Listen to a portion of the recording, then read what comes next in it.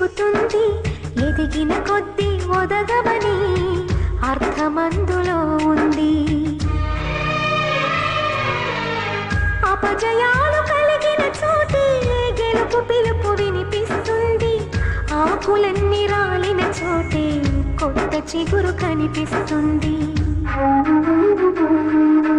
మౌనంగానే ఎదగమని మొక్క నీకు చెబుతుంది, ఎదిగిన కొద్దీ ఒదగమని అర్థమందులో ఉంది.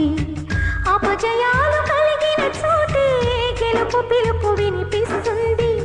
ఆకులన్నీ రాలిన చోటే కొత్త చిగురు కనిపిస్తుంది.